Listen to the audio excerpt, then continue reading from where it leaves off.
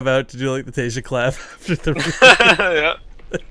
I guess we'll get in on the action too. Alright, welcome back. This is the Acer Team Story Cup, game number 5 currently underway, and it's tied up 2-2 between both these teams. Now guys, there's some stuff to talk about the actual team scores. We'll do that in a moment though, because spawning here at the top right corner of the map, the newcomer to this arena, the blue Protoss player from Invictus Gaming, Cloudy. And in the bottom left of Overgrowth, we have our red Protoss player taking out XY in last game. It is, of course, Harstem playing for Fnatic. So, Empire Fnatic, Invictus Gaming, both kind of the bottom of the Acer Team Story Cup right now, guys. Not in a situation they want to be at all. You might be wondering, what's the point of them even playing if neither of them can finish top 4? Well, there's actually a secondary part of the Acer Team Story Cup a lot of people forget about / don't realize, and it's that you have to qualify to participate in this, right? Like, so for example, My Insanity and Neurosoft are the 2 newcomers to qualify for this season. How do you make room for new qualifiers? Oh, that's right, you bump out the 2 worst teams from the previous season. So at this point, they're fighting for the chance to not have to qualify again. Continuing with map score, of course, a little bit of exposure through the tournament itself. But most importantly, so they don't have to get relegated, so they don't have to re-qualify for Season 4, if that's the case. Yeah, so this is definitely, you know, an important match here, because Invictus Gaming is ranked 8 and Empire Fnatic is ranked 9, so they're like neck and neck there. So you know they'll wanna be getting, you know, they want to be above the other team, that's for sure. Yeah, neither team's completed all of their matches for the season either. So I mean, there's still the chance that, yeah. Again, it sounds so silly to phrase it like this, guys, but they're competing for their lives. It's not even about winning the tournament at this point. I think they both know it, but it's about just staying involved, not having to re-qualify next season. Yeah, who knows? Maybe they'll get knocked out by Carnage Esports in a qualifier if they're not careful. Well, Harstem and Cloud are going to have a very interesting matchup here for sure. Protoss versus Protoss. You know, I think there's one side of the argument where some will say that this matchup doesn't take a lot of skill, because sometimes, honestly, build order does win. More often than I'd say most other matchups. But I think it actually is a better reflection of skill. Because a lot of the times, like, okay, maybe you go for stock as your opponent goes for a faster robo. Doesn't mean you lose, because you can then modify to go for blink. You can try and get some additional tech behind it. Maybe you contain your opponent and expand. So who cares if they got 11 immortals if none of them can leave the main type thing? There's a lot of really cool, very, very subtle intricacies to this matchup that does make it, granted, a little more skill-based than I think people give it credit for. Yeah, but, that's definitely out to the matchup. It's not an easy matchup to play out, that's for sure.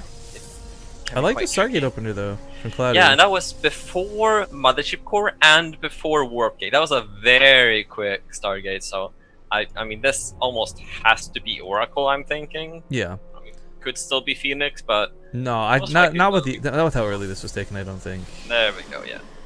And so that's a very quick Stargate. And is he gonna throw down more gateways now, or wait, no. Is he? No. He's not. Is he? What are you talking about here? I'm trying to figure out what? Like a Cloudy, is he gonna take an expansion off of one gateway and an Oracle? Oh my god. No, this will work. You know why?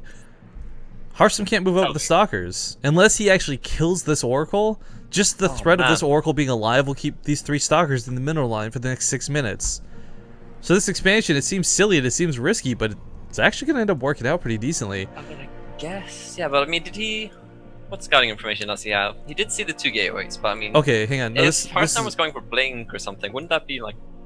Well, hang on. Harstem actually saw the Stargate, so I like his choice to also go for Nexus, because you can't with an Oracle with Phoenix, you can't really stop a building. But as we see here, combination overcharge may be popped. Loses the Sentry. That's gonna sting a little bit. Yeah, that's a big deal, because that means he's not gonna have like hallucination scout later on and stuff like that. So that's actually quite painful. Well, that is just—it's so gas expensive. I mean, there's just no way to look at it outside of that. Yeah, exactly. And you don't really want to invest in more sentries later, so it's just a nice tool to have in your army.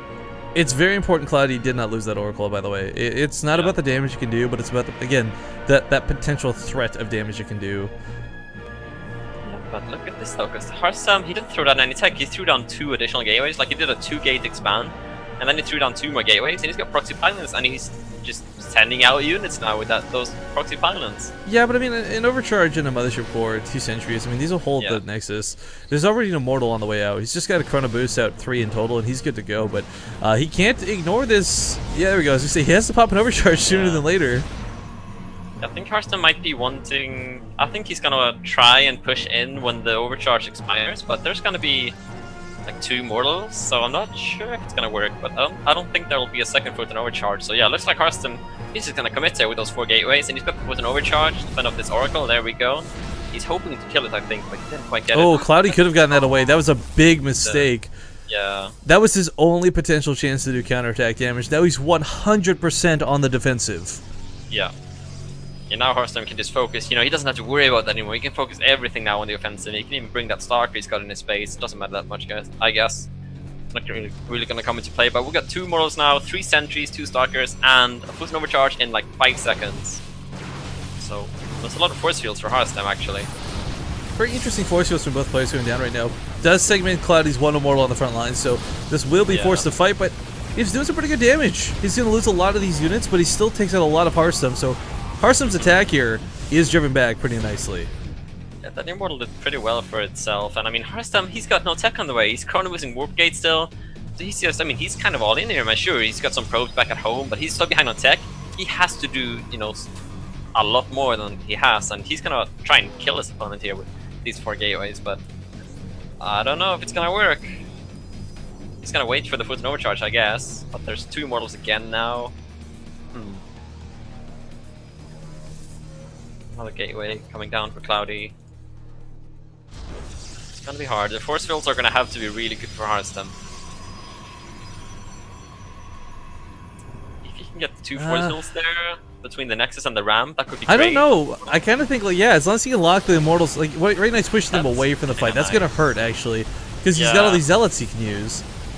Yeah, he did kill a lot of gateway units there, though. So if he gets some more sentries in, maybe he can back up and go. There we go. He's gonna get one of the immortals. Nicely done. Oh, he's gonna break Cloudy here pretty hard. Another immortal coming from the top of the ramp, though, so it doesn't get a lot easier. Probes have started to die up from behind this as well, but I don't know. I just feel this might be a little too much. Brute Force takes down another immortal. There's one at the top that's just shelling away damage, but it's on a zealot, not the Stalkers. Yeah. Oh, the mothership core is going down as well. You know, this is. Cloudy maybe underestimated this attack. I really think he did too, but the problem is, I think a lot of this lies in the fact that he lost that Oracle. There's been no counter pressure to Harstem this whole time. No Zealots warped in behind on the other side of the map or anything of the sort of nature. But as the last couple of probes bleed out, the Immortal falls, and these Zealots, well, even if the Stalker count was lower, which it's not, the Zealots would do work. Yeah, the probe count is diminished so much now. Harstem's got a lot of probes. He's going Robo and Forge behind his Harstem is. So he's got to force field the ramp. He's going to force field the ramp and get the Nexus. He could. Oh, it catches those Stalkers, but the Immortal is kind of able. Yeah, he's not focusing on the Nexus. I kind of thought that's what the case would have been. Yeah. Oh, that force field using one of his opponents against him, locking those Stalkers in. What a good move out of Harstem. He's got another force field there. Might use it. Yeah, nicely done there. That stings. Cloudy bleeding out here slowly but surely, guys. The Immortal's strong, but it's not strong enough to take out 3 Stalkers, 4 Zealots, and 3 Sentries. Hanging on tight, but I mean, Harstem, he's not all in anymore. He's got tech behind this. He's got Robo, he's got +1 on the way, Observer on the way. Look at the worker count. I mean, 18 workers were killed in this attack, even if the Nexus doesn't go down, which it does. Yeah, GG. Oh. I kind of feel like, Cloudy was going, like, he was going Forge, he was taking his assimilators in his natural. I kind of feel like he just needed to get more gateways down sooner. Like, if he had 4 gateways of his own there with the Immortals, he might have held up, but he was, like, on 2 gateways, and, like, he was taking up during the attack, so I think he just underestimated the power of that attack. I really liked his greedier opening with that Nexus, honestly, but perhaps staying with the greed for too long was perhaps his greatest downfall. Not to mention, again, it sounds like I'm beating a dead horse, guys, but that Oracle was such a big deal because the second Harstem killed it, he knew he didn't have to leave any Stalkers at home. He knew he didn't have to leave the Mothership Core there. He didn't have to dedicate anything to keeping that mineral line alive. Yeah, and also, like, he didn't have